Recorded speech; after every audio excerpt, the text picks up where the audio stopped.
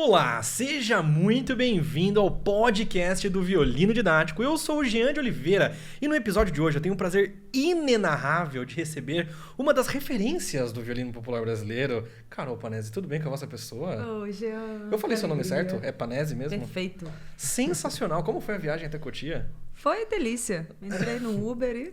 Já tinha vindo pra cá? Não tinha. Que legal.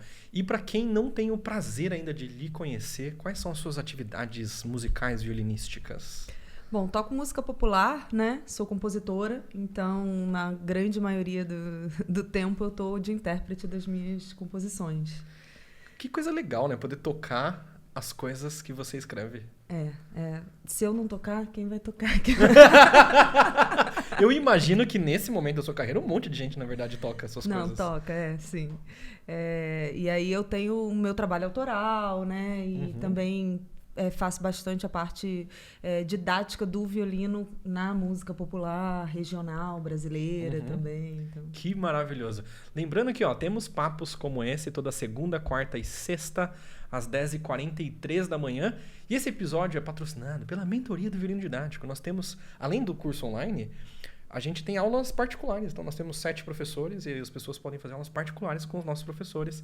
Se você quer evoluir mais rápido aí, não ficar batendo a cabeça sozinho, tem link aí embaixo na descrição para você fazer aula com a gente. Muito bom. Muito bem. Cara, tocar as suas próprias músicas, suas próprias canções, de onde veio a vontade de você escrever música? Nossa, isso vem desde sempre. Quando eu comecei a estudar, né, música no geral, assim, tinha uns 11 anos mais ou menos, estava no conservatório. E aí comecei de uma forma mais tradicional, no Conservatório Brasileiro, no Rio de Janeiro. E aí eu tocava piano. Eu ia tocando as pecinhas e ficava querendo inventar. Aí a professora falava, não rola de você ficar inventando isso aqui, isso é música erudita e tal. E aí eu não me conformava, porque eu às vezes queria, né, tocar a parte da harmonia mais alta, eu queria inventar alguma melodia, e aí não dava muito certo, né, pelo estilo e tal. E aí a coisa foi evoluindo, aí eu ia inventando, pegava um pedacinho da música e compunha alguma coisa. Eu falava, então eu posso tirar esse trecho e criar alguma coisa. Então, desde sempre eu tive essa prática, assim, né? Então você começou no piano, na verdade? Comecei no piano. E até aí não tinha nada de violino? Não. Que doideira! Comecei no piano. E o que fez você querer aprender piano? O piano? Eu tenho uma prima, né, que morava fora. Na época ela morava nos Estados Unidos. E aí ela começou a aprender. E aí a gente era muito grudada, aquela prima irmã, né? Eu sofri muito quando ela foi morar fora e tal. E aí, quando ela vinha passar as férias, ela ficava lá em casa 1 mês e meio, 2 meses, né, de férias. E aí chegou um dia, ela veio com essa novidade, que ela tinha passado o ano aprendendo piano. E chegou já tocando. Chegou tocando. E tinha um piano lá na sala de casa, que a minha mãe tocava quando era jovem e tal, mas ninguém tocava e aquele piano ficava tipo um móvel, sabe? Meio que ninguém tocava e eu mesma não tinha me atentado que aquilo era um super instrumento e tal. E aí a minha prima chegou de férias e começou a mostrar as musiquinhas. Eu fiquei doida. Eu falei, gente, eu tenho isso dentro da minha casa. E ela foi me ensinando. Então, as férias dela, eu aprendi todas as musiquinhas que ela tinha aprendido no ano, assim, sabe? E aí, quando ela foi embora, eu falei, não, eu quero aprender. E pronto. Aí, entrei pro conservatório. Então, foi influenciada pela sua prima. Fui. Quando eu comecei, eu também fui influenciada pelo meu primo. Não foi piano, foi uma flautinha doce, daquela de plástico. Sim. Mas quando ele chegou com isso, ele começou a estudar música em um projeto social aqui em Cotia, né? A gente sempre foi daqui de Cotia. E ele chegou tocando flauta doce e eu nunca tinha pego uma flauta doce na minha vida. E eu jurava que eu já sabia tocar. Então, na hora que ele tocou, eu falei, isso aí é fácil, é só você cantar a música e soprar que vai sair a música que você quer. Que interessante. E aí, na hora que eu peguei a flauta dele e tentei, eu me senti completamente traído, como se a minha vida inteira fosse uma mentira. Porque eu jurava que quando alguém tava tocando um instrumento, ele tava, na verdade, cantando lá dentro. Tipo... E assim que saiu o som. E aí, na hora que eu tentei, como assim? A minha vida é uma mentira. Tem o dedo certo pra colocar, tem o lugar certo pra colocar. E o meu interesse em aprender música começou um pouco por causa desse primeiro contato de me sentir Minha Vida é uma Mentira. Olha, por causa que do meu loucura. primo também. Muito bom. E essas aulas de piano, então, foi direto no conservatório.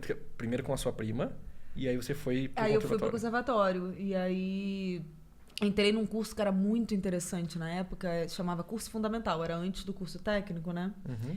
E aí a gente fazia várias aulas. Então tinha a aula do instrumento principal, o instrumento secundário, tinha que escolher algum outro instrumento. De semestre a semestre você passeava para conhecer, justamente para você, né, ir conhecendo. E aí tinha teoria, história da música, coral, né? Então foi uma coisa muito legal, porque era uma turminha. Então você passava ali à tarde meio que naquela brincadeira e tinha seus amiguinhos, né, do conservatório e tal. Então foi muito gostoso, assim. Mas eu fiquei curiosa, você aprendeu a flauta doce depois? Sim, em 99 eu comecei a fazer a aula de flauta doce. E aí chegou um maestro com violino. Então eu não quis aprender violino. Eu fazia parte de um projeto social e aí chegou a aula de violino lá. Então meio que todo mundo tinha que fazer. E a galera, eu vejo, é bonito a galera que tipo, começa na igreja, Sim. a família toca. Eu só tava num lugar que tinha aula de violino. Não foi muito mágico, assim, nossa, eu queria fazer música, eu queria aprender violino. Mas isso é mágico, né? Porque chegar a oportunidade nos lugares e chegar, né, o acesso, porque o violino, ele ainda hoje a gente encontra muita dificuldade, né, de acesso. Às vezes eu vou em lugares, eu gosto muito de viajar e também tô sempre, né, me enfiando no meio de floresta e tal, e às vezes eu chego em comunidades que nunca viram violino. E aí eu toco, né, para as crianças, para a comunidade, assim, e é uma emoção muito grande, porque você vê que o olhinho das pessoas, assim, das crianças, sabe, de poder ver de perto, ouvir de perto e tocar, né, eles ficam doidos para mexer, para tocar, e realmente falta ainda Você falou que acesso. você se mete no meio da floresta, às vezes vai para os lugares assim. Conta um pouco mais disso, como assim? Então, o meu último trabalho, vamos começando assim, né, de trás para frente para trás. O bom a aqui gente é que é completamente aleatório. Assim, uma hora tá no início, outra hora tá no final, outra hora tá na semana passada. Então vamos agora pro final, exatamente. A gente estava no início. O meu último álbum autoral, agora que eu lancei, chama Natureza é Casa. E ele vem de um processo desde a pandemia, na verdade, que a gente, né, foi obrigado a se recolher. E eu fui morar no interior do Rio de Janeiro, numa florestinha, em Xerém, uma cidade chamada Santo Antônio da Serra. E aí fui morar num sítio bem isolado mesmo, assim, nem Uber chega lá, sabe? Ou você desce de carro, ou... enfim, é bem isolado.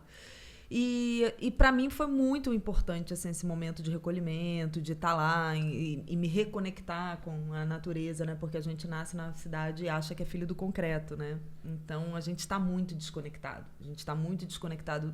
O lixo que a gente produz, a gente não volta com ele para, né, para o lixo orgânico, assim, para a terra.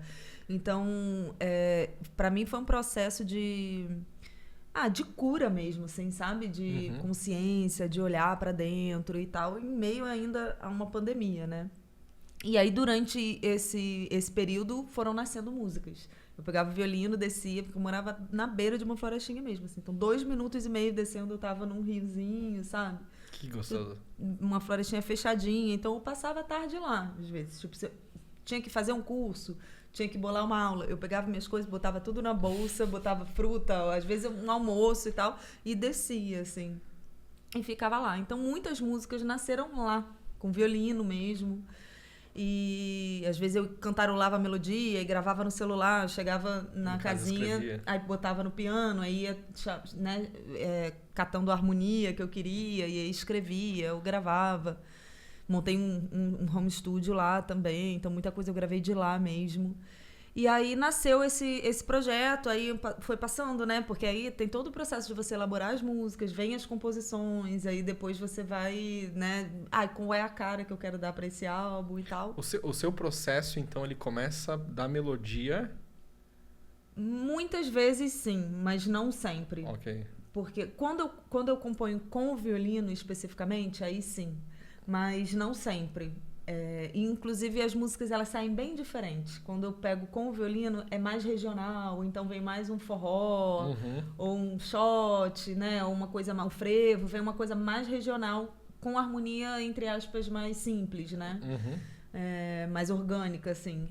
Mas também faço muito a partir da harmonia, a partir do piano. Aí vem outras coisas. Você tem uma assim. progressão que você gosta, e você, opa!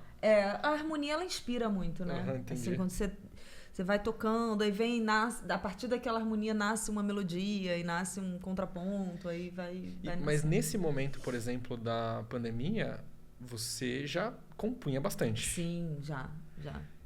E hoje a sua, vamos chamar assim, fonte de renda maior é compondo ou tocando? Olha, é bem diversificado. É porque eu fico pensando assim, pra alguém que tá... Mas, de certa forma, é. Eu fico pensando assim, eu até tenho alguma ideia de alguns caminhos possíveis pra se viver compondo. Pero no mucho. Sabe assim, tipo... Tá, eu consigo pensar algumas coisas, mas eu acho que é um caminho que a maioria das pessoas não consegue nem ver. Não, são muitos caminhos, porque, por exemplo, eu faço trilha, então eu faço trilha de tudo, assim, desde podcast a filme, né? Então eu tenho um home studio, faço na minha casa. Que legal. Eu toco vários instrumentos também. Quando precisa de chamar outras pessoas, eu também contrato, mas normalmente eu faço, né, toda essa parte. Aí tem a parte de arranjo também, né? Que está muito atrelado à parte de composição. Uhum. Aí tem o meu trabalho autoral, assim, né? Os meus trabalhos, o que eu faço mais show e tal. A parte das oficinas, ela é muito ligada ao trabalho de compor também, porque eu tenho uma oficina de música universal, que depois eu vou explicar mais sobre isso também, sobre a escola de onde eu venho, da música do Hermeto Pascoal e tal. E aí, nessa oficina, eu componho para o grupo que tiver, né? Então, seja o nível que tiver, o instrumento que tiver. Então, tudo está ligado a essa capacidade de criar uma melodia, né, na hora, assim. Uhum. Então, são muitas possibilidades. Eu acho que é a segunda vez que aparece nesse podcast o termo música universal. Ah, é? O que é música universal? Eu vou falar, mas antes deixa eu só concluir a parte pra gente não se perder, mas eu vou entrar nesse assunto, porque quando a gente entrar vai ser... Ok, maravilhoso. Tirar uma cortina, assim. Então, aí no processo, né, da pandemia, e aí eu gravei esse álbum, Natureza é Casa, e a partir daí eu comecei a fazer muitas imersões com os povos originários, né? Então, eu tive muita oportunidade de ir em aldeia, né? Eu fui no Acre... E aí você chegou a encontrar gente que... Porque uma coisa, por exemplo, se a gente andar na Paulista, que é centro de São Paulo, capital, e sair perguntando se as pessoas já viram violino, vai ter gente que nunca viu violino na vida, mas sabe o que é. Sabe, Porque já viu na TV, porque já viu, sei lá, onde. Você já chegou a encontrar gente que, de fato, absolutamente nunca tinha visto em lugar nenhum. Eu acho que não, porque eu acho que hoje, por mais que você vá em aldeia mesmo, todo mundo tem acesso à internet. Ok. Então tá muito, muito globalizado mesmo a questão, né? Um celular te conecta realmente ao mundo. Uhum. Mas a emoção das pessoas de verem um instrumento, de ouvirem ao vivo, isso você fica tocado, assim. Eu fui numa comunidade em dezembro chamada Cajatuba, no Rio Negro, no Amazonas. E eu saí de lá aos prantos, porque tipo, eu tava com meu violininho, né? E aí eu tenho um violino próprio para essas viagens, né? Uhum. Um violino bem mais resistente, todo pintado. Ele é todo pintado e tal. Que legal. E aí eu levo ele, toco dentro da cachoeira, se precisar, não tem problema. Ele é bem resistente e é para isso, assim. Uhum. E aí eu levei o violino e as crianças ficaram doidas. E a gente tá tentando até hoje um projeto para, né, para dar aula. Eles querem tocar, assim. E é fácil de chegar nesses lugares? Alguns sim, né? Outros assim, você tem que pegar um barquinho e ficar umas 4, 5 horas no barco, né? Dependendo da aldeia, até mais, assim, 9, Ou 7, ir de helicóptero, 8. sei lá. De helicóptero eu nunca fui, acho que deve ser muito mais caro, mas normalmente pega um transporte terrestre até um ponto e depois, né, as comunidades ribeirinhas principalmente, aí você pega e vai no Rio. Isso eu pergunto porque é uma das conversas que tá rolando nos bastidores do Violino Didático agora. Eu nasci de certa forma musicalmente em um projeto social. Então eu sinto que em algum momento o Violino Didático vai precisar de um braço social. Além do canal no YouTube, porque a gente vê o canal no YouTube mais ou menos como um braço social, porque querendo ou não tem muito conteúdo gratuito e tudo mais, Sim. mas não tem o contato direto, vamos chamar assim, né, com pessoas. Então a gente tem pensado muito sobre um braço social, e uma das coisas que passa na minha cabeça é isso, por exemplo, ir para lugares onde as pessoas absolutamente não teriam acesso de uma outra forma. Isso. Só que aí entra na coisa, porque é um trampo violento e burocrático, porque você precisa de auxílio, às vezes do governo, às vezes de empresas, enfim. O problema é dar continuidade. É. Que você pode fazer, que foi o que eu fiz. Aí você vai por conta própria, chega lá. Faz né? uma vez, algumas vezes. Aí acabou, se você fizer só uma vez. Essa é a minha preocupação. Eu vou falar com eles do seu canal, né? Porque é uma possibilidade de aprender do zero online. Uhum. Então, assim. E tem bastante coisa gratuita. Tem gente, por exemplo, que manda. Eu comecei a vender curso online. O Violino Didático ele começou em 2015. E eu comecei a vender curso online em 2017. Então teve 2 anos e meio ali que eu não vendia nada.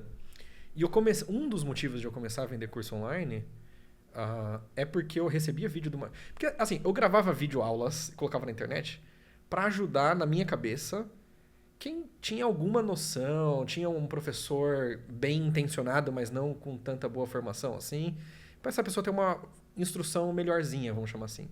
Só que aí eu comecei a receber vídeos de pessoas tocando muito direito. E aí eu perguntava, que legal, e onde você faz aula? Aí a pessoa, eu não faço aula. Eu vejo os seus vídeos. Nossa, que legal. E aí eu, tipo assim, não. Tá, mas quem é esse professor? Aí a pessoa, você. tipo assim, exato, tipo, você? Eu aprendi vendo.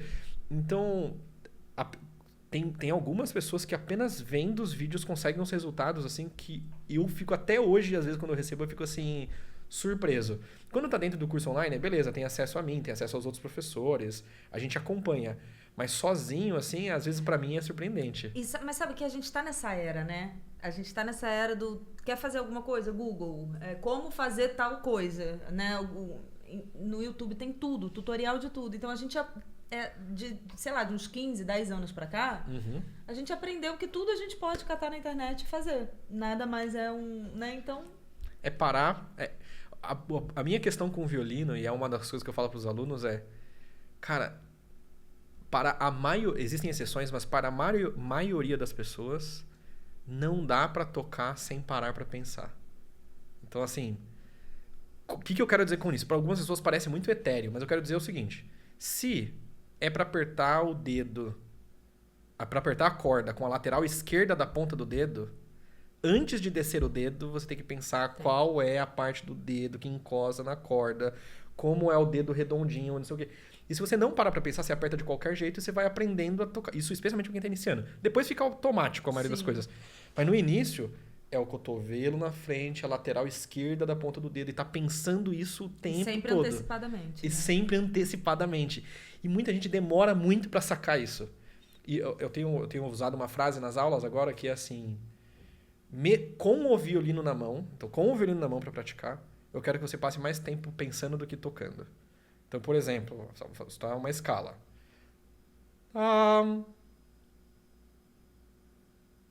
Ponto de contato, dedo, pressão, como eu estou sentindo no meu corpo.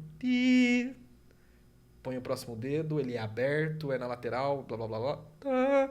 E assim sucessivamente. Então, com o violino na mão, passa mais tempo pensando do que tocando. Porque assim o aprendizado, eu sinto pelo menos que é muito mais rápido. Sim. Porque você tá fazendo tudo direito. Só que a maioria das pessoas quer... você tá automatizando os movimentos de forma, né... Organizada, que vai dar certo, né? Se você fizer tudo atabalhoado, exato, não tem como. Só que eu sinto que a maioria das pessoas quer pegar e sair tocando. E aí... É a ansiedade também, né? Que temos muito hoje também. Se a pessoa for mais talentosa, o que chamamos, vai dar certo.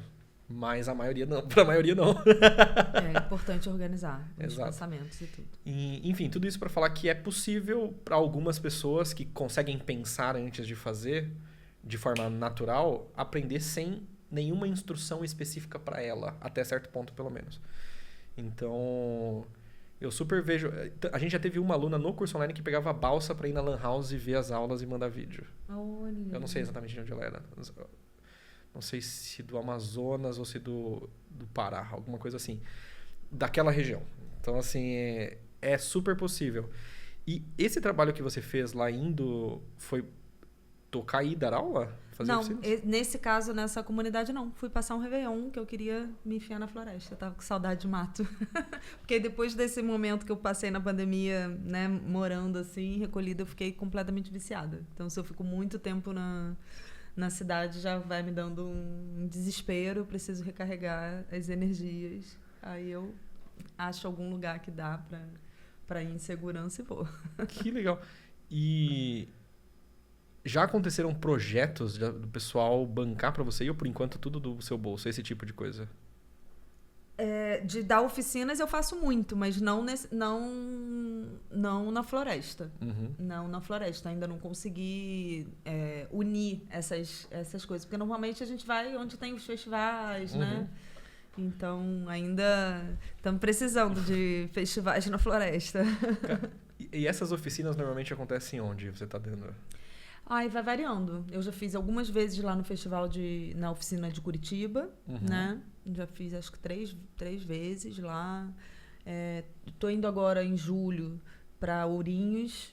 Aí lá eu vou fazer oficina de cordas friccionadas populares. É muito legal que os festivais agora estão tendo essa Então, abertura para outro tipo de música, né? Bastante. Depois eu vou pra Jericoacoara, que tem um forró camp. Nossa, que ruim, Jericoacoara, hein? Nossa Senhora! Um lugarzinho feio, né? A gente aproveita. E aí, enfim, eu faço bastante essa coisa, né, didática, de ministrar oficinas e vários tipos de oficinas, não só com cordas friccionadas também, assim, de prática de conjunto. E geralmente essas oficinas de corda friccionada, o que exatamente que acontece?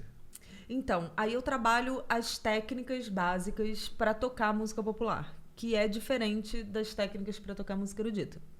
A gente tem uma coisa em comum, obviamente, né, uma técnica em comum, que é tocar o violino, que é tirar um som bonito, afinado, né, os tipos de sons e técnica de arco, de mão esquerda, isso são coisas que estão juntos, né? Mas tem coisas, principalmente do arco, né, para poder a gente trabalhar mais ritmicamente, porque para tocar música popular eu sempre falo que a gente precisa unir os 3 pilares, né, da música: ritmo, harmonia e melodia. E na música erudita a gente acaba se conectando mais com a parte melódica, né? Com a melodia, o que a gente vai tocar e tal. E aí não tem tanto essa conexão com a parte rítmica, até porque é diferente, são coisas diferentes. Né, uma sessão rítmica dentro de uma orquestra é totalmente diferente, a não ser que eu traga, por exemplo, né, eu acabei de fazer um concerto com a Orquestra Filarmônica de Valinhos, e aí a gente trouxe a música popular para dentro da orquestra. Então a sessão rítmica fica bem groovada, né, com a parte regional, né? A gente fez forró, fez shot, então frevo, então aí a gente tem, para tocar ritmicamente, tem técnica específica de arco, que a gente não trabalha na música erudita. Então eu trabalho essa nova visão, né, na verdade, assim, para conectar e também enxergar o instrumento de forma harmônica. Que tem bastante na música erudita, só que não com a consciência, eu acho. Você toca o que está escrito ali. Você toca o que está escrito e você não necessariamente está sabendo o que você está tocando, mas tem muita parte harmônica, né? Você pegar os violinos solos e todos aqueles acordes, todas aquelas notas duplas, elas estão desenhando um caminho harmônico, mas a gente não racionaliza isso. E para música popular e ajuda até para tocar música erudita, na verdade, né? Porque ajuda para tudo. Você vai, você tá tocando, sei lá, o adágio da primeira sonata do Bach, e aí você tem um acorde que ele tem maior tensão. Se você sabe que é um acorde que tem maior tensão, você pode tomar uma escolha de dinâmica que você quer fazer, ou de sustentação que você quer fazer, enfim, que você só lendo, aqui é essa nota junto, é só um monte de nota junto naquele ritmo, não tem uma função, para sua interpretação, é só tocar nota, tocador de nota, né, como algumas pessoas falam. Então, no final das contas, ajuda para todo mundo. Sim. E desde o início você já se interessava em ter esse conhecimento? Desde o início, porque como eu gostava de criar, lembra que eu falei que no início eu gostava de ficar inventando melodias e tal? Desde o início o pessoal falava, então você tem que ir pra música popular, porque na música erudita você não pode fazer isso, né? Já tá escrito, enfim, não tem essa abertura. E aí, então, eu queria fazer as coisas que me dessem mais essa liberdade de criar na hora, sabe? Então, desde o início foi esse processo. A partir disso, né, desse desejo de ficar inventando melodias, inventando frases, inventando dinâmicas na hora. Uma hora eu queria aumentar uma dinâmica aqui, outra hora ali. E eu falei, não, a dinâmica tá aqui, ó, tá escrito. Mas agora eu tô com, né, essa vontade de fazer dessa outra forma. E às vezes eu queria fazer staccato, uma coisa que era, né, que estava escrito legato. E eu, mas não posso provar? Uma hora eu tô com meu estado de espírito agora tá mais engraçadinho. E ela, professora, não. Isso é na parte popular. E você pode. Aí então, eu entendi desde nova que eu tinha que ir para isso. Só que foi muito interessante como veio o violino, porque a princípio eu fiquei um tempo com o piano e me formei no curso técnico em piano. Mas também, aí eu vou até entrar no assunto que a gente deixou pendente lá atrás, que é da música universal, né? E aí eu fiquei naquela... Não me encontrava ainda na música, porque no conservatório, por mais que a gente tocasse na prática de conjunto alguma coisa mais popular... O programa de piano técnico era erudito. Então, mesmo que a minha professora era maravilhosa, Valéria Mendonça, um amor, assim, uma paciência incrível comigo. E ela, dentro do programa que ela tinha que cumprir, ela me ajudava, porque eu falava, eu quero fazer Vila Lobos, eu quero fazer uns compositores brasileiros, sabe? Então, e ela... dentro do que ela podia, né? Ela me ajudava. Mas isso não me trazia consciência harmônica, não me trazia uma levada, eu não sabia como acompanhar um forró, uma bossa nova, um frevo, eu não sabia montar os acordes. Então, a parte harmônica que a gente via dentro da instituição, eu acho que até hoje é muito teórica, né? Então você pega um monte de regrinha, o que pode, o que não pode, mas assim, botar a mão na massa, tocar, sentir, não acontece tanto, né? Com tanta fluidez, assim. E isso é uma das críticas que eu tenho ao ensino mais tradicional acadêmico. Mas aí aí foi passando. Quando eu tinha 17 anos, eu estava me formando no curso técnico em piano, eu conheci o Tiberê Zuarg, que é o contrabaixista do Hermeto Pascoal. E o Hermeto Pascoal é o criador desse termo, desse colorido, música universal. Então, eu conheci o Tiberê numa oficina que ele ministrava lá no Rio de Janeiro. E quando eu entrei na oficina, eu ouvi as harmonias. Ele ia criando, a oficina era assim, ele ia criando uma música, fazendo o arranjo na hora para as pessoas que estavam ali. Então, o nível que você tem, sempre puxando um pouquinho mais, que era para dar aquela vontade de você estudar e evoluir. E ele ia fazendo aquilo na hora para aquelas pessoas. E aí eu entrei naquela sala e eu falei... A mesma coisa que você falou da flauta, mas para mim rolou de uma forma assim. Eu falei, eu sei fazer isso. eu sei criar isso na hora. Eu sei também lidar com isso. Só que eu não tinha as ferramentas, eu não tinha bagagem. Mas eu tinha aquela sensação de que eu conseguia fazer aquilo. E aquilo para mim era uma coisa meio mística, sagrada. Então eu entrei para a oficina, só que não tinha vaga para o piano. E o que acontece? Meu segundo instrumento no conservatório era o violino. Mas desde o início? Desde o início. Teve algum momento que eu fiz flauta transversa, teve um momento que eu fiz, sei lá, acho que foi mais a flauta que eu variei, acho que o violão não cheguei a fazer. Então o violino tava andando junto, mais ou menos junto. Ele tava junto, mas ele era apagadinho, sabe? Assim, mas ele tava junto.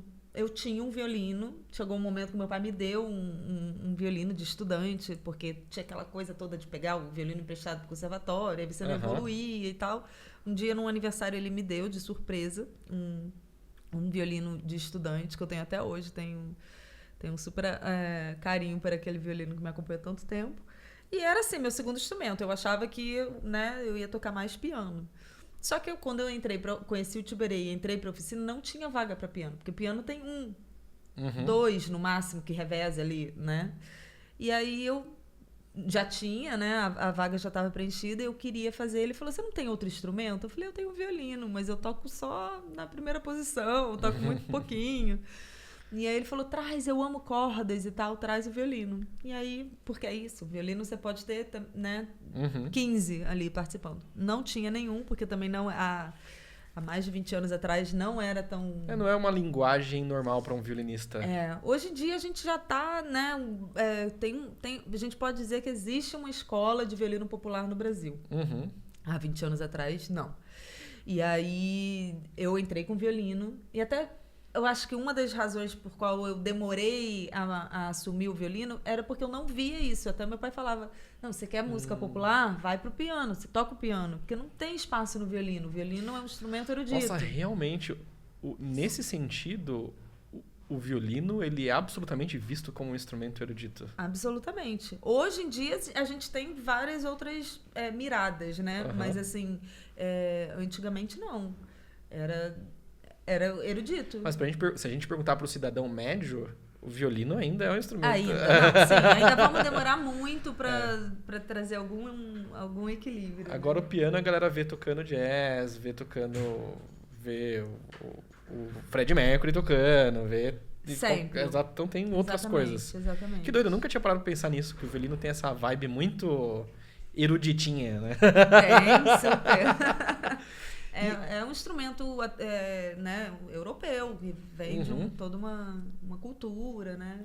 E você entrou nessa sala, o nome já era Oficina de Música Universal? Era. E aí o que teve de diferente assim, do que você estava fazendo?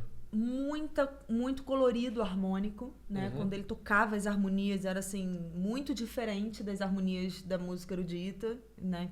Que eu estava mais acostumada. Ou até se a gente fosse fazer uma música popular que tinha uma harmonia um pouco mais coloridos e tensões, mas a dele tinha muito, assim, era muito especial. E a parte rítmica também, era muita polirritmia, então tinha compassos ímpares, tinha dentro de uma mesma música, uma suíte, poderia ter um pouco de tudo, assim, choro, forró, samba, música erudita.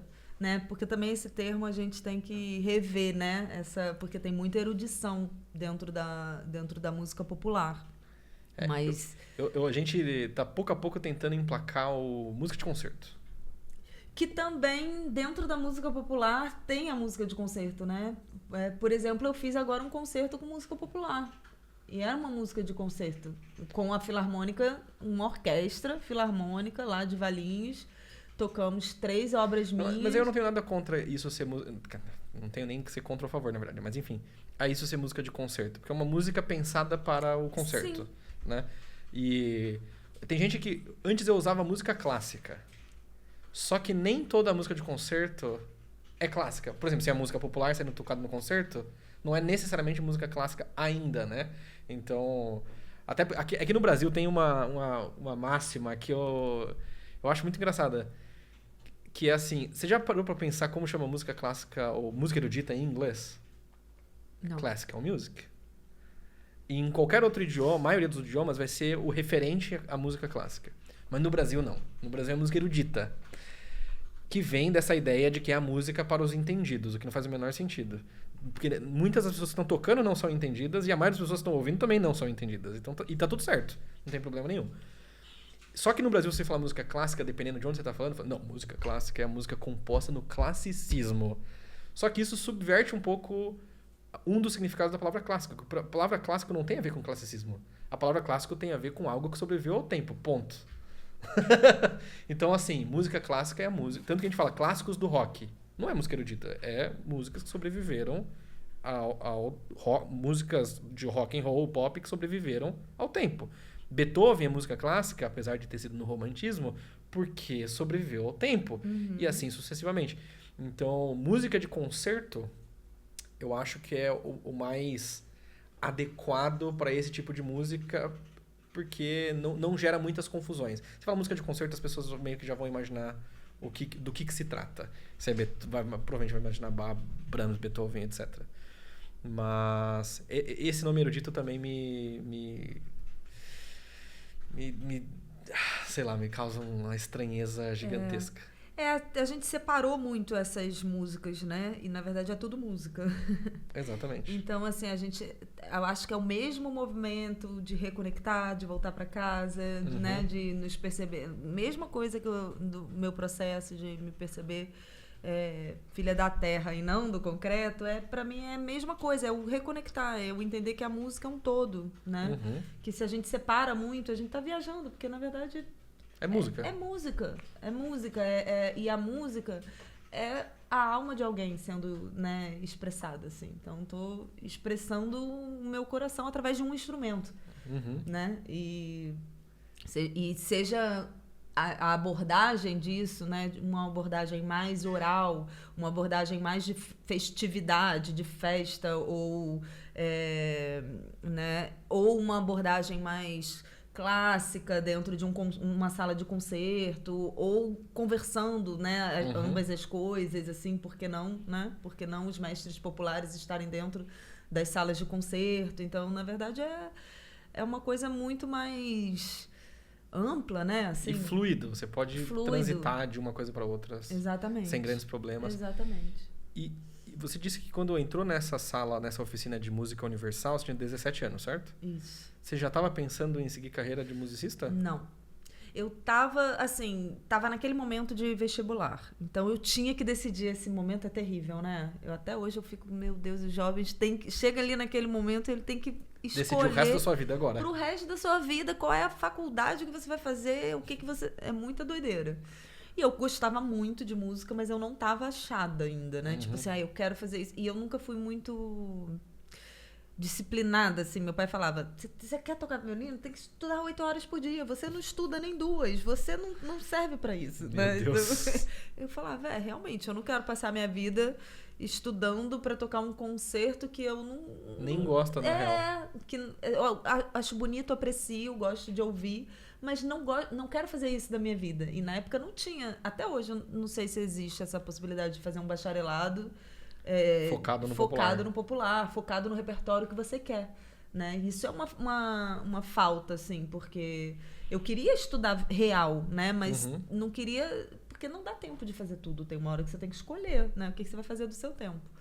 E aí eu gostava muito de filosofia, de história, então eu estava prestando vestibular para história, para filosofia e para licenciatura em música.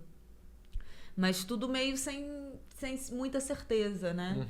Tinha um professor de história que dava aula numa escola que eu fiz o primeiro ano lá, que era o Luiz Antônio Simas. Hoje ele é até um historiador bem conceituado, reconhecido.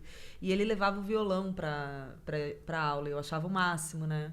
Porque aí ele ia falar, não sei o quê, o período pré-colonial, não sei o quê, papapá. E aí a modinha, aí ele tocava uma modinha. Então eu falava, legal, posso inventar alguma coisa desse tipo, né? Tipo, misturar o conhecimento da história da música e tal. Então, eu tava meio pensando por esse lado, assim, meio perdida ainda. Mas aí, quando eu encontrei a música do Hermeto, né, essa música universal, através do Itiberê, que é um dos grandes discípulos desse colorido musical, aí eu falei, não, é isso. Encontrei minha tribo, sabe? Assim, encontrei minha turma. É isso no sentido de é isso que eu quero fazer pra minha vida? É isso que eu quero fazer pro resto da vida. Tá, e como você transformou isso numa profissão? Bom, aí eu fui, assim, entrei para essa oficina e uma semana depois ele me chamou para o projeto profissional dele, que na época se chamava Itiberê Orquestra Família. Então, ele tinha uma orquestra, tinham 33 jovens, e bem jovem, todo mundo bem jovem, muito talentoso, tocando pra caramba, improvisando. Então, era uma orquestra onde ninguém tocava lendo, era tudo tocando de ouvido, porque o processo dele dentro da orquestra era igual na oficina. Ele ia compondo e arranjando em tempo real, então você ia decorando. E isso fazia parte do processo. Né? E ele falava, tem que ser de cor, de coração. Tem que você se apropriar daquilo, saber o que você está fazendo, interagir, saber quem é que faz o quê, né? Qual é a atenção dentro desse acorde, qual é a harmonia. E aí, dentro dessa escola, né, da música universal, tinha muito isso. Tem que estudar um instrumento harmônico, tem que estudar, de alguma forma, um instrumento rítmico para você ter uma noção desse pilar rítmico, para você ter uma noção harmônica mesmo. Então, todo mundo tinha que tocar um pouco de piano. E aí, como eu já tinha técnica, né? Porque eu já vinha do coisa, eu saí um pouquinho na frente nessa parte, né? Porque foi fácil para mim pegar os acordes e então eu consegui rapidamente já ter o instrumento harmônico ali na minha mão. E aí a parte rítmica foi um pouco mais de trabalho que eu tive que fazer, porque não tinha visto nada, assim, da parte rítmica. E né? você foi tocar o quê? Aí eu peguei um pandeiro, né, um ovinho, um triângulo, para poder trazer um pouco essa coisa da subdivisão, né? E essa parte do... Eu não tinha, assim, nenhuma experiência. Eu achava até que eu era ruim de ritmo. Eu falava, gente, eu sou horrível de ritmo. E a galera falava, não, você só não teve essa cultura, essa vivência, exatamente, né? Então... E aí foi esse o processo. Eu entrei para a Orquestra Família e aí como violinista. Então, do dia para noite, eu tinha que tocar violino. Então, e essa orquestra já pagava alguma coisa? Não. Pagava se a gente tivesse concerto. Ok. Só que a gente ensaiava, veja bem, 3 vezes por semana, 4 horas de ensaio por dia. Longe pra caramba, era bem longe, assim. Meu Deus. Então era um processo que a gente fazia porque estava apaixonado por aquilo, porque entendia que aquilo era um caminho de vida mesmo, um caminho de uma escola. Aquilo é uma escola. O seu caminho violinístico, na verdade, foi bem diferente do que normalmente é o caminho violinístico. Totalmente. Né? Na verdade, você estava mais no caminho do piano e aí você gostou de um tipo de música. Para fazer esse tipo de música naquele momento só podia ser com outro instrumento que não piano. Aí o que tinha era o violino. Era o violino. E meio que foi indo em função, na verdade, da música que você queria fazer e menos do instrumento que você estava tocando. Exatamente. Que doideira. Exatamente. E aí, nesse processo, eu me apaixonei pelo violino. Uhum. Nesse processo, eu descobri o violino dentro dessa música. Eu falei, caramba, o violino tem um lugar que não era... Que tinha ainda que era uma mata virgem, né? Tipo, e até porque na música universal não tinha... o Hermeto não tocava violino, não toca, né? Até hoje. O Tiberê também não. Então não tinha essa referência. Mas eu falo, e o próprio Tiberê falava, não, você vai construir isso. Você vai dar mais trabalho, porque você não tem referência, mas você vai construir isso. Então, um outro jeito de tocar, um outro jeito de olhar a música e tal, né? E as oficinas que você dá também tem esse nome? Música Universal. Que legal! Aí a gente fala música universal por Hermeto Pascoal, música universal por Carol Panese, música universal por Itiberê Zuargue, por Mariana Zuargue. E tem algumas pessoas que vêm dessa escola, por André Marques, que é o pianista do Hermeto e que está aqui em São Paulo. Então, cada um tem a sua visão da música universal, né? Porque ela é infinita. E aí, quando você tá dando essa oficina... Agora, pra mim, tá ficando um pouco mais claro de mais ou menos como é essa oficina. Eu acho, né? De como é essa oficina. Você também vai compondo em tempo real para as pessoas que estão ali, para os instrumentos que estão ali. Se for violinos, vão ser violinos. Se for outros instrumentos, vão ser outros instrumentos. Exatamente. E não tem naipe. Cada um faz uma coisa. Cada um faz uma coisa. Se eu tiver naipe, eu faço naipe. Okay. Se eu tiver, né, um quarteto de cordas ali à disposição, posso fazer um naipe. Se eu tiver, sei lá, 2 saxofones, 2 trompetes, eu posso fazer um naipe. Então, e aí eles vão fazer a mesma linha. Aí vão com notas diferentes. E tudo vai ser... É muito vivo. Então, tudo depende daquele momento. Eu posso usar o naipe... Posso usar eles como um instrumento melódico. Tem essa experimentação, tipo, no YouTube pra galera assistir? Tem. Como que eles acham? Eu tenho um canal no YouTube, né? Carol Panese. E dentro do canal tem várias playlists. Então, tem uma playlist de oficinas. E ali tem o resultado de muitas oficinas que eu já fiz ao longo da vida. Assim. Em cada... Essas oficinas são quantos encontros, mais ou menos? Depende do que o espaço quer. Então, eu já fiz, assim, a oficina de 2 horas. Em um encontro? Já fiz em um encontro, em 2 horas. Já fiz em 10 dias. Então, depende se você tem mais dias, eu vou criando uma suíte. E aí, a gente vai falando muito mais sobre os preceitos dessa música universal. E aí, a gente entra na parte de improvisação. Eu crio uma ponte de improviso, trabalho o improviso com o pessoal. Então, fica uma coisa mais... maior mesmo, com mais consistência. Se eu tenho pouco tempo, eu faço com o tempo que eu tenho. E a parte de trabalho, ela começou a vir quando e como? Eu digo, Você já estava trabalhando porque você estava tocando e fazendo os cachês com a orquestra e tal. Mas de começar a se sustentar fazendo isso. Acabou vindo de forma natural, né? Porque, bom, conforme a orquestra foi passando o tempo, né? Da Orquestra do Itiberê, a gente foi ganhando o projeto. Então, eu lembro que logo que eu entrei, a gente ganhou o projeto Natura e a gente gravou o Calendário do Som, que são músicas do Hermeto Pascoal.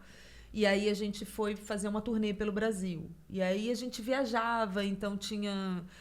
a gente foi pra Argentina, foi pro Uruguai, tinha festivais assim. A gente foi pra França, eu era bem jovem e a gente ia, né, fazendo os festivais.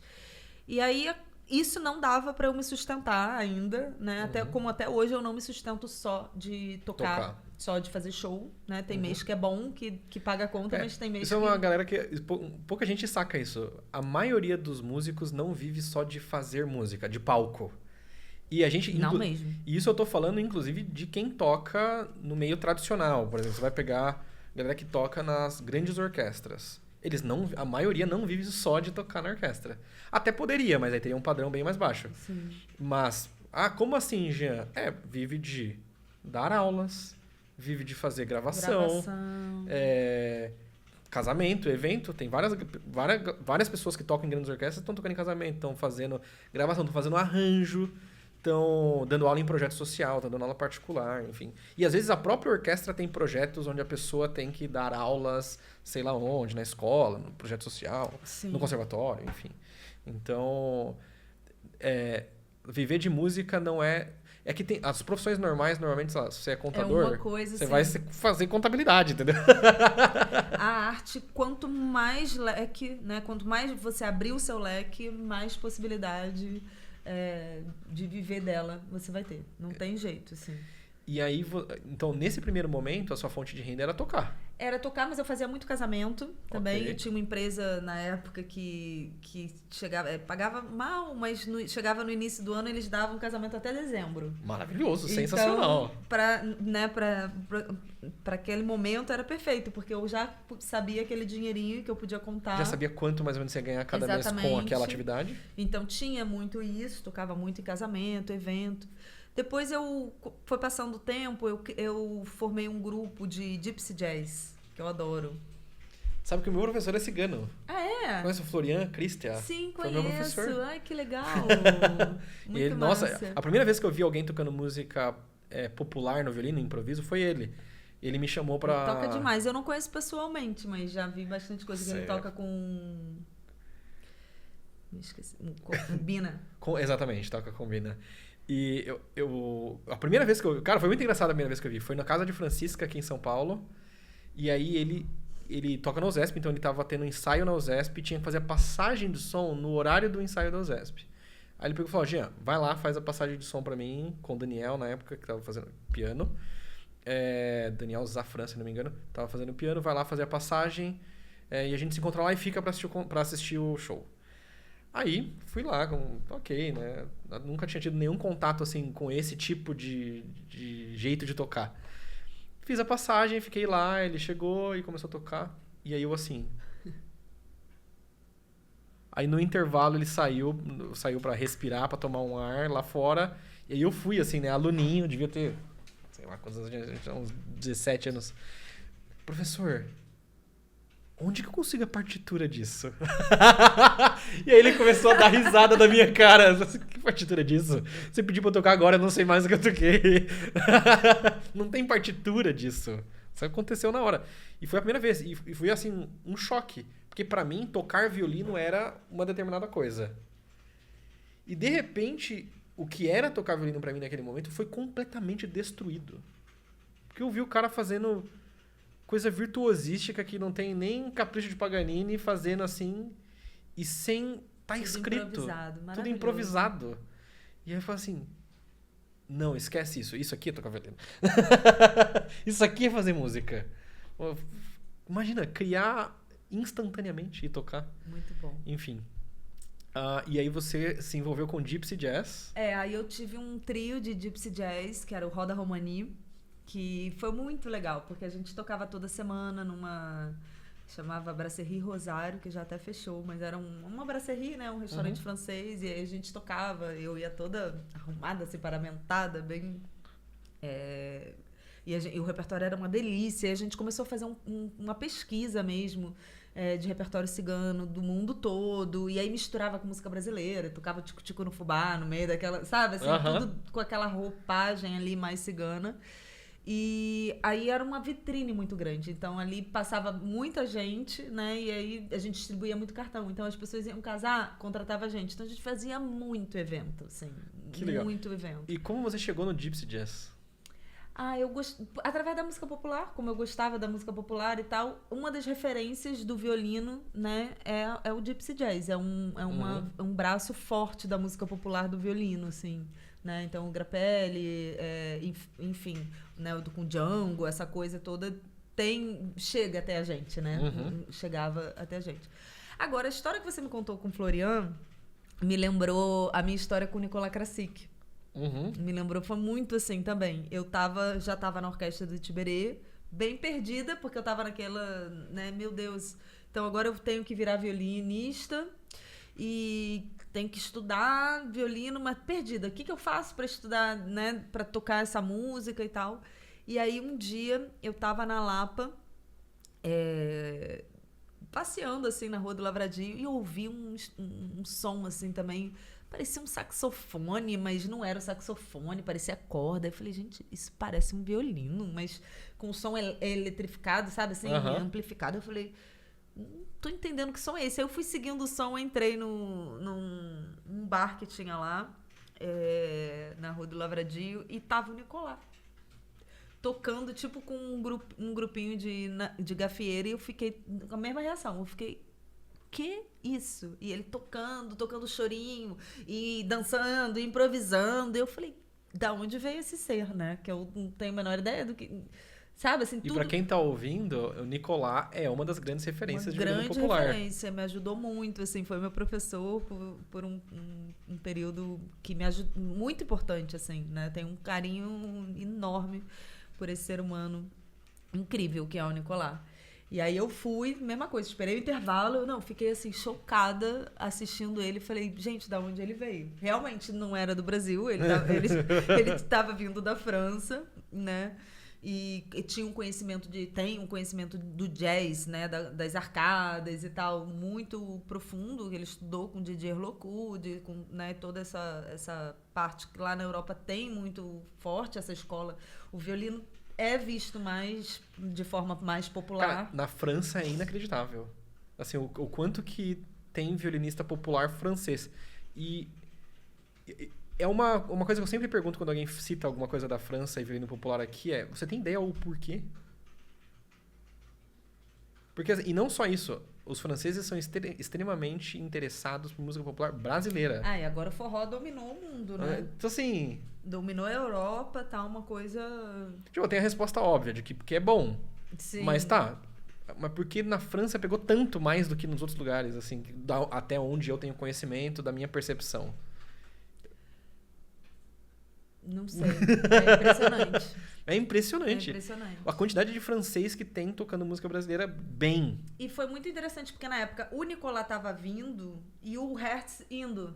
Então eles fizeram um pouco esse caminho. O Hertz estava indo para a França, né? E lá ele desenvolveu esse jeito popular brasileiro. Assim, lá, e o Nicolas aqui, que fez também essa parte. Ele começou a estudar a parte de percussão rítmica e ele viu que dava para usar os conceitos do jazz, só que sem o swing do jazz, trazendo o swing da música brasileira, né?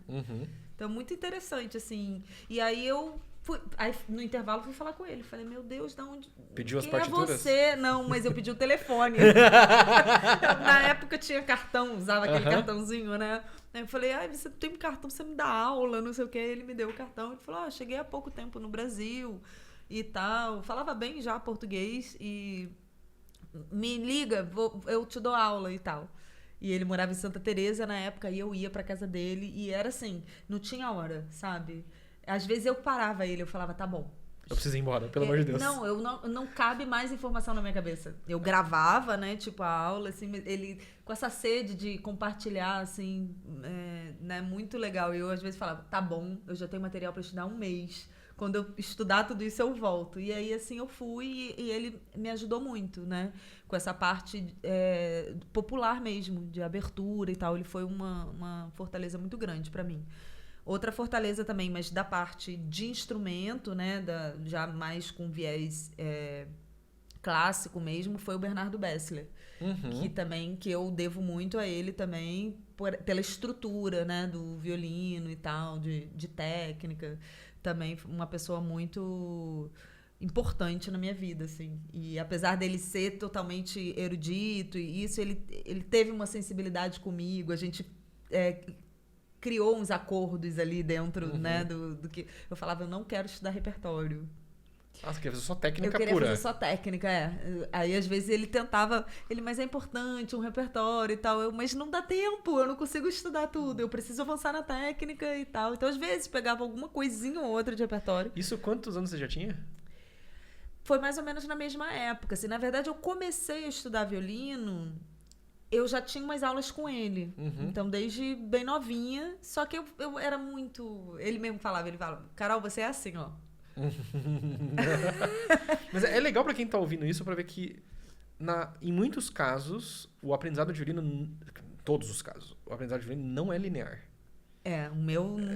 Nada na minha vida foi muito linear. Tipo, no seu caso... Violino, ele era um side... uma coisa assim, quando der tempo, não sei o quê. Era piano. E aí, de repente, não, agora violino porque eu tenho que tocar violino. Aí não sei o quê. Aí eu descubro o classique. Aí dá um ânimo. Exatamente. Quero usar técnica. Exatamente. E na vida de todo mundo, ainda mais que no seu caso você ainda começou nova, né? Começou, assim, nova comparado às possibilidades de idade, Sim. né? Tem gente que começa durante a vida adulta, onde tem trabalho, filhos e não sei o quê. Cara, se nem pra quem começa novo é linear, pra quem começa adulto não é linear. E tá tudo bem, tá tudo certo. Vai fazendo no seu tempo, vai fazendo do seu jeito, com boa orientação de preferência, e vai dar certo. Vai dar certo. Precisa de tempo. Só tempo e prática, não tem jeito. A disponibilidade do tempo e da gente, né? A disponibilidade de fazer aquilo que a gente falou, de ter calma, paciência, de organizar direitinho, de estudar, né, lento. Falo, se você não faz lento, você não faz rápido. Né? Exatamente. Então, assim, se você vai construindo ali a sua base, bota um tijolinho, bota o cimento, bota um tijolinho, bota o cimento. Pouco a pouco a gente vai chegando em lugares que a gente nem imagina, né? E aí você falou que foi fazer aula especificamente de técnica com o Bernardo. Eu, às vezes, fazia com os dois. Ok. O que te fez querer mais técnica? Porque às vezes eu queria improvisar, queria tocar umas coisas que vinha na minha cabeça, mas eu não conseguia resolver no violino. Aí eu falava, tá, então aí às vezes eu parava a aula, voltava, por isso que ele falava, né, que eu era muito assim. E aí às vezes o Bernardo, ele tinha essa fama de ser muito rígido e muito exigente, mas eu não via, claro, ele é exigente como, né, como um professor tem que ser. Um bom profissional tem que ser, né? Não é bagunça, né? Mas ele tinha essa sensibilidade, então ele via que o que eu queria fazer, a gente conversava, negociava, né? Então, então vamos pegar a técnica aqui, você tem que estudar isso aqui. E ele foi, assim, um coração maravilhoso. Me ajudou muito mesmo com essa... Porque o próprio Nicolau falava, eu não vou ficar aqui te dando aula de técnica, eu vou te dar aula de música, que é o que hoje eu gosto de fazer também. Quando a pessoa quer melhorar a técnica, eu passo para um outro professor, falo, vai estudar com o Bernardo, agora eu falo, vai pro canal. Vem estudar com os professores de violino didático. Exatamente. Inclusive, a gente tá ali, recebendo um monte de aluno, a produção tá ali on fire. A nossa produção, ela tá nesse momento... Ela tá lendo o programa que vai tocar em Ribeirão. Esse é o programa de Lindler. Tá lendo o programa que vai tocar na Alemanha. Tava praticando agora há pouco as coisas de Ribeirão. Tá respondendo ali os alunos novos. Meu Deus do céu. Tava acompanhando a viagem da nossa convidada. Meu Deus do céu. Tá tudo bem, produção? Hoje tá. Hoje tá? Quando tudo isso terminar, eu vou precisar de terapia, o meu olho piscando. E você teve contato com o improviso, produção? Tive. Como? Tive, porque eu não sei se as pessoas sabem, meu pai é baterista, meu pai tem banda, minha avó é cantora de seresta dançante. Ah, que lindo. Nossa, é verdade.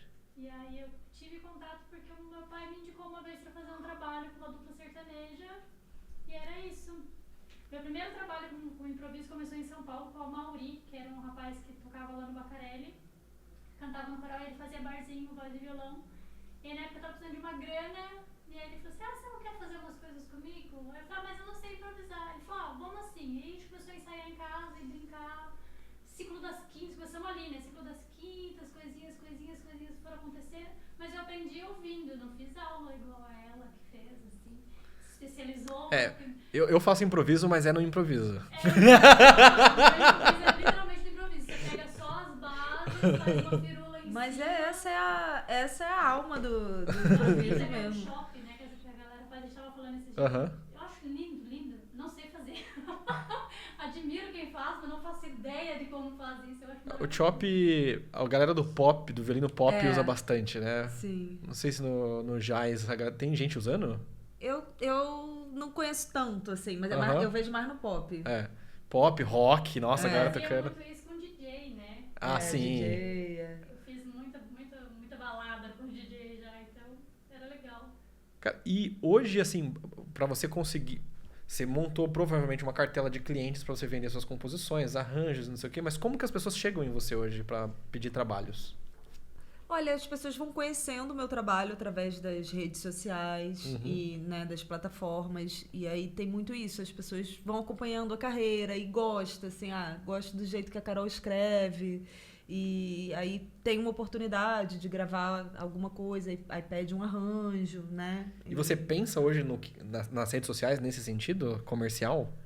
Olha, eu uso as redes sociais, que eu penso assim, eu gosto muito da rede social, eu uso mais o Instagram, na verdade, não tenho tanto tempo para dedicar, gostaria até de ter um pouquinho mais ou ajuda, né, para poder divulgar mais, porque eu vou muito do meu feeling. Tô afim, hoje eu faço, não tô afim, vou ficar 5 dias sem postar e é isso. Mas eu acho que é um jeito democrático de você mostrar o que você faz, né? É um jeito, como a gente não tá nas grandes mídias, como a gente não tem essa possibilidade de estar na televisão, de estar divulgando o que a gente faz, é um jeito bacana de eu mostrar. Então, uma coisa vai puxando a outra, né? Uma coisa vai puxando a outra. Eu vou fazer uma oficina e eu posto, faço stories, faço coisas e as pessoas vão vendo. E aí, daqui a pouco... E no Instagram estão os curadores de festivais, estão, né, as pessoas que um dia tem a caneta na mão para dizer eu quero você no meu trabalho, eu quero você. Então as pessoas vão acompanhando. E tem alguma coisa que você faça estratégico no Instagram, pensando em possíveis trabalhos? Ou em ser vista por pessoas que podem te ajudar em alguma coisa? Eu acho que eu não faço pensando nisso especificamente. Eu acabo pensando... acho que acaba levando a isso. Eu penso assim, quero divulgar isso. Fiz por exemplo, hoje eu vim fazendo uma postagem sobre ontem o concerto que eu fiz com a orquestra. E fiquei muito feliz, né? Fiz 3 arranjos e músicas minhas, solando com a orquestra. Uma estreia de uma composição. Cara, como é você estrear uma composição solando com a orquestra? É muita emoção, porque para você fazer uma composição de orquestra, você fica muitas horas e dias num computador, olhando para aquele computador, ouvindo aquele som de computador. Então, quando você ouve aquilo tocado por humanos, sabe? É um negócio, é uma emoção. Então, a emoção me gera querer compartilhar com as pessoas que me seguem, que me apoiam. E a rede social, por exemplo, quando eu abro uma turma de um curso, tirando quando eu sou contratada por um festival, né, e tudo, às vezes quando eu tô em baixa dessa coisa, o leque, né? E aí eu preciso abrir uma turma, ou porque eu quero abrir um novo conteúdo e quero me desafiar e trazer um novo curso, ou porque eu preciso abrir uma turma para poder complementar minha renda. Então, eu uso a rede social para divulgar. Eu vou, né, avisar, gente, aqui, né, quem quiser aprender esse tipo de música que eu faço, ou improvisação, eu tenho curso de improvisação, eu tenho curso de harmonia, eu tenho curso do pilar rítmico, né, então pilar harmônico, pilar rítmico. E eles são pensados para músicos, não necessariamente para violinista. para músicos em geral. Eu tenho um curso específico que é para instrumentistas de cordas, que serve violino, viola e cello, até contrabaixo, pensado dessa forma mais melódica, que é o violino, que é o cordas populares, né? Aí eu tenho no Hotmart esse curso.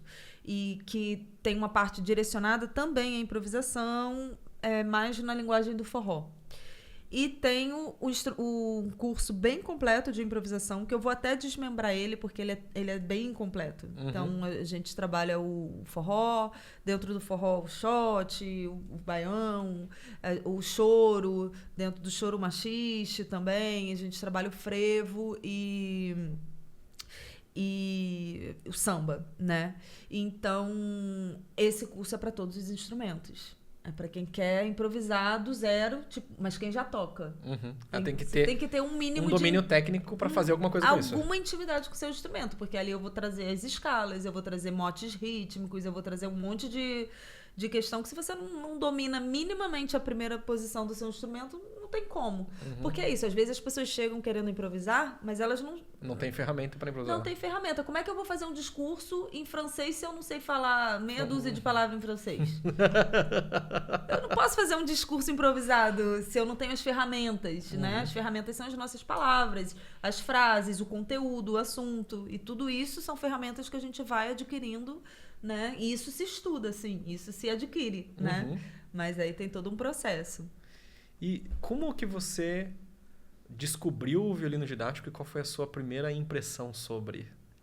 Eu achei, assim, descobri primeiro, eu acho que foi com a Ana de Oliveira, que veio aqui, e aí chegou pra mim, né, porque tem essa coisa do algoritmo, ele entrega de acordo com o que ele quer, tem um pouco isso, que é a parte... É um pouco... Tem o seu lado positivo disso, mas também é um pouco chato, porque às vezes não chega, né? Muita coisa não chega pra gente.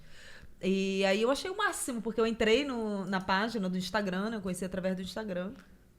E aí eu olhei e falei, nossa, tem muitos seguidores. É um canal que é dedicado ao violino, ao ensino do violino, à entrevista de pessoas, de profissionais que, né, dedicam a vida a esse instrumento. E eu achei o máximo, assim, de verdade.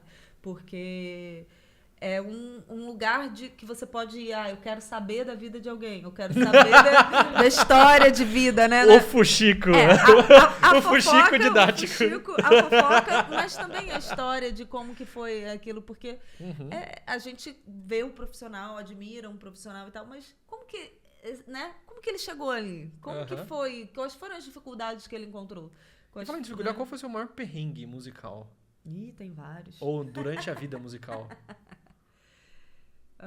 São muitos, mas assim, eu acho que o maior perrengue que todos nós enfrentamos é como efetivar, de nos bancar com isso, né? Como pagar boleto. Estamos nessa como até hoje, pagar os os boletos. Mas assim, né, viver da arte, assim, eu acho que isso as pessoas não falam tanto sobre isso. Porque não é... Assim como aprender violino não é linear. Não é linear. Não é linear. E aí é você aprender até a dar um orçamento. Isso, né? Porque eu tava discutindo isso com alguém, não sei se foi no podcast ou se foi em off. Isso porque nós tocamos um instrumento específico que tem caminhos lineares. Sim. Assim, de profissão. Quais são os caminhos lineares? Conservatório, faculdade, orquestra sinfônica. Isso, quem segue isso já tudo bem, né? Tá tudo bem? Até Exato. Tem né, já e aí, chega mais fácil só que nisso. Tinha um outro dia, não sei se foi no podcast ou em off, que eu tava me perguntando, mas e quem toca cavaquinho? Por exemplo, qual é a orquestra sinfônica do cavaquinho? Qual é o CLT do cavaquinista? Não sei se é assim que fala. Mas assim, não tem, eu não consigo ver, pelo menos, qual é esse caminho linear. No violino, geralmente o mais linear é ir tocar numa orquestra sinfônica. Mas ainda você pode ser professor de universidade, por exemplo. É um outro caminho possível. Ou professor de um bom conservatório. É um caminho possível. Embora eu não conheça ninguém que vive só de dar aula num bom conservatório aqui no Brasil. Normalmente a pessoa vai tocar também em algum outro lugar, vai fazer outras gigs. Mas qualquer coisa fora disso, e aí, qual é o caminho? E pensa que eu sou uma pessoa que totalmente fora da caixinha. Então, como eu não me via na música erudita e tudo, qual era o caminho? Exatamente. Eu falei, e agora? O que eu faço, né? Tipo assim, como é que eu faço isso, assim? Então, é um caminho de pesquisa mesmo. Igual a gente faz da música, que vai pesquisando, vai descobrindo, vai encontrando escala, vai encontrando caminhos. Também é isso, né? Então, montei um grupo lá de música cigana, que fazia muito evento, e ali aquilo, uma parte da renda, da aula, né? Aí eu, como tinha essa veia de arranjadora, de compositora, isso foi me abrindo também muitas possibilidades, né? De escrever arranjo para qualquer formação. E aí, só que você tem que manter o leque aberto, porque não é todo mês que o arranjo vai pagar meu boleto, né? E aluno tem baixa, tem alta, tem, né? E eu, como eu viajo muito, eu também não consigo me comprometer com os alunos, assim, semanalmente, quinzenalmente, porque minha vida é muito na estrada. Então, aí eu até bolar os cursos, né, também, de como você conseguir contemplar muitos alunos, mesmo à distância, né? E quando você formatou o seu curso online, você formatou tudo sozinha? Tudo sozinha. E anunciou no Instagram, estão abertas as O inscrições. que eu tive ajuda foi para divulgar, foi para fazer as aberturas, porque eu fazia... Isso nasceu na pandemia também, porque quando a gente ficou naquele período, né, e eu falei, gente, eu tinha acabado de fazer uma oficina muito linda lá em Curitiba, né, no Festival de Janeiro lá, e eram 33 alunos de cordas, e eu fiquei 10 dias com eles. E aí, e era de manhã e de tarde, foi um intensivão, tanto que saiu todo mundo amigo, a gente tem um grupo até hoje. Tá, sabe, assim, eu falei, ou eles vão me amar ou vão me odiar. Orquestra, né? Ela fez amigos. Violinistas? Caramba! Tinha viola e violoncelo também.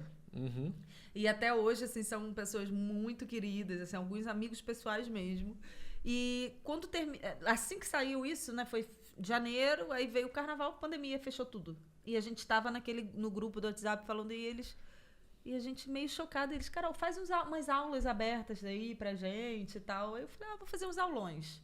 E aí comecei a fazer uns aulões gratuitos, tipo, comecei a divulgar. A aula agora vai ser sobre forró, aulão de forró. Aí começou a tipo, bombar, assim, né?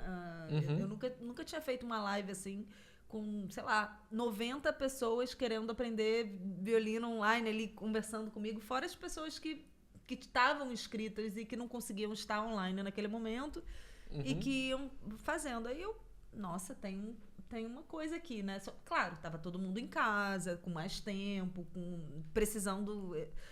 né, pensar em outras coisas, né, para lidar com aquele momento tenso, né?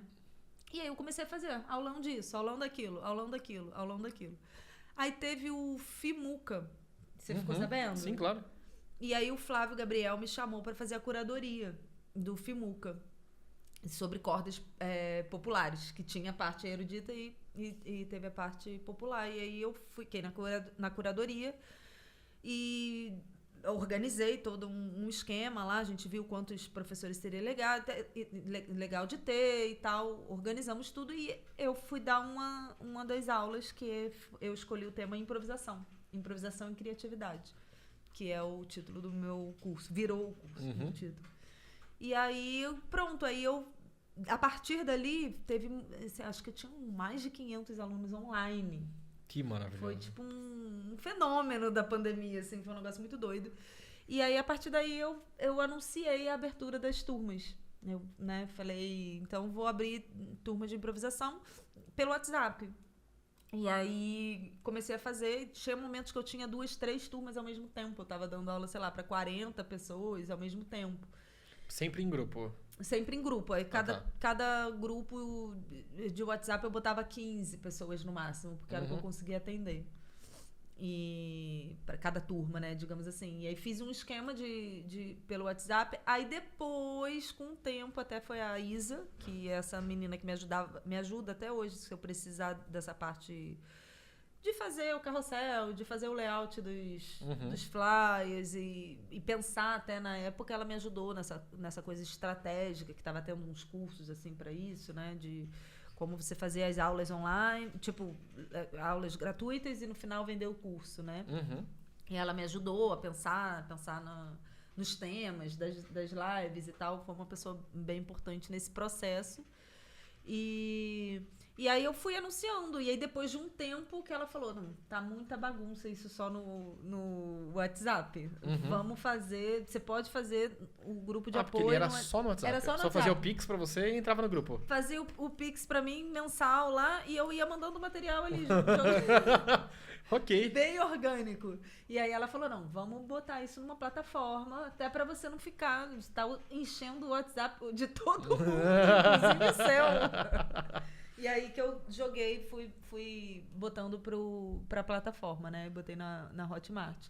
Mas foi assim, nasceu assim. E aí muita gente que não era de cordas fazia meus aulões. Eu fazia um aulão só de cordas friccionadas. Ia aparecer um saxofonista lá. Aí apareceu um monte de gente de outros instrumentos, porque eu tava falando de improvisação, ou porque eu tava falando sobre o forró, ou sobre o choro. Aí eu falei, não, então vou abrir o curso, né? Vou abrir também para todos os instrumentos. E aí pronto. Maravilhoso. Assim. Vai nascendo, né? As coisas vão... E como que as pessoas te acham hoje nas redes sociais? A produção quer falar alguma coisa? Eu acho importante, ela falou umas coisas que são bem legais, que é, primeiro, isso do podcast, você poder contar a história por você. Né? Isso a gente brinca sempre com os convidados aqui, que se eu fosse saber da sua história, eu sei pelo que as pessoas me contaram, porque as pessoas viveram experiências com você. Mas se naquele dia da vivência daquela pessoa, ela não estava bem com ela, e a experiência dela não foi legal. Sim. Então é legal que isso aproxima mais, né, o público que está ouvindo, que está te conhecendo, para poder conhecer a sua história. E mais ainda, mostrar esses outros caminhos que tem com o violino. Eu acho que hoje o podcast a gente consegue mostrar isso para as pessoas que não é só orquestra. Né? Eu quero tocar em festa geek, eu quero fazer show, eu quero tocar com DJ. É sair da caixinha. É mostrar que existem outros lugares para você. Exatamente. Inclusive, nessa quinta-feira, o Gê vai estar dando uma palestra. É verdade. Não sei quando esse podcast vai ao ar, mas quinta-feira agora ele está na USP Ribeirão Preto, dando uma palestra falando exatamente sobre isso. Sobre empreendedorismo e música. Que existem outros caminhos. Não São infinitos. São infinitos caminhos. E se a gente não falou, né, a gente não vai falar todos os caminhos, até porque às vezes a gente não está enxergando. Então, se a pessoa tem um desejo, vai e abre essa mata que tá ainda eu vou soltar fechada, esse podcast, né, na quarta-feira. Ok. Então eu vou soltar esse podcast na quarta-feira. Que é dia? Não faço a menor ideia. 12. Dia 12, dia dos namorados.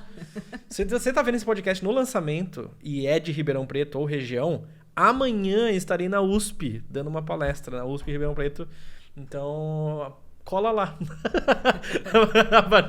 Aparece lá. Vou falar como que a gente fez milhões na internet. Não, tô brincando. É um pouco sobre isso também.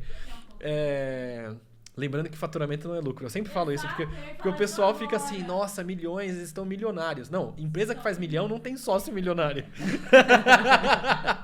Só se for muitos milhões, né? Enfim, como que as pessoas te acham nas redes sociais? Carol Panese. Carol Panese no Instagram, no YouTube, todo qualquer lugar que você quiser achar. Carol Panese. Quem você gostaria de ver aqui nesse podcast conversando com a gente? Você acha? Nicolás já veio? Ainda não. Nicolás Krasik. Qual é o status da nossa última conversa com ele? É que, na verdade, esse primeiro semestre ele tá com a agenda muito maluca e aí ele pediu Pra Calma. esperar um pouquinho. pra esperar. Ele Tem falou... a Renata Neves também. Renata Neves, esse nome eu não conheço. Não, esse nome eu não conheço. Renata Neves tocou comigo na orquestra do Itiberê. E foi uma super referência pra mim na época, porque eu entrei, né, bem cruazinha e ela já tocava muito bem. Ela hoje tem grupo de forró, ela toca muito bem forró. Tem um grupo de mulheres chamado Tocaia. E a Renata, ela mora no Rio também. Então tem que aproveitar. Mas elas vêm pra São Paulo, então aproveitar uma vinda dela aí. Já manda pra mim o nome Renata Neves. E... O Krasik, ele não lembro o status da nossa última conversa, mas ele falou que ia lançar alguma coisa e aí ia vir aqui. Pode ser um curso. É. Aí tem uma violinista que tá por São Paulo semana que vem, que vale muito a pena. Ela mora na Irlanda, que é A Ana Cardon já está agendada.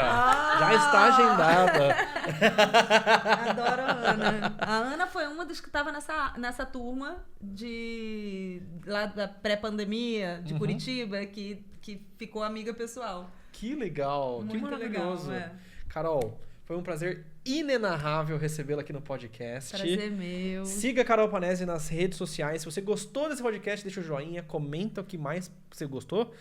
Lembrando que temos episódios novos toda segunda, quarta e sexta às 10h43. Não me olhe assim porque eu falei no início, você não estava aqui. É que normalmente eu esqueço de falar no início. Se tiver no Spotify, deixa 5 estrelas. Nas outras redes tem algum lugar de votar, vote. E é isso. Te vejo no próximo podcast. Até mais. Tchau. Tchau, gente.